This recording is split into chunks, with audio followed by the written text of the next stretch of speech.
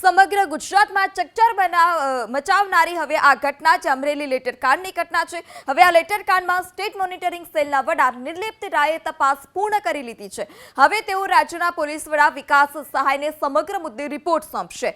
રાજ્યના ડીજીએ યુવતીના આરોપીઓની તપાસ કરતા એસએમસીના વડા નિર્લિપ્ત રાયે હુકમ કર્યો હતો કે જેણે સોમવારથી જ અમરેલીમાં પડાવ નાખી ઘટના સાથે સંકળાયેલા અનેક લોકોના નિવેદન લીધા હતા। પીડિત યુવતીના નિવેદન ઉપરાંત ફરિયાદીનું નિવેદન પણ લેવામાં આવ્યું હતું। એટલું જ નહીં, રિકન્સ્ટ્રક્શનની કાર્યવાહીમાં દેખાતા પોલીસ અધિકારી અને કર્મચારીઓના પણ નિવેદન લેવામાં આવ્યા। નિર્લિપ્ત રાય હવે સમગ્ર તપાસનો રિપોર્ટ રાજ્યના પોલીસ મહાનિર્દેશકને સોંપશે અને જેને આધારે તથ્યોને આધારે જવાબદારો સામે પગલાં લેવામાં આવશે।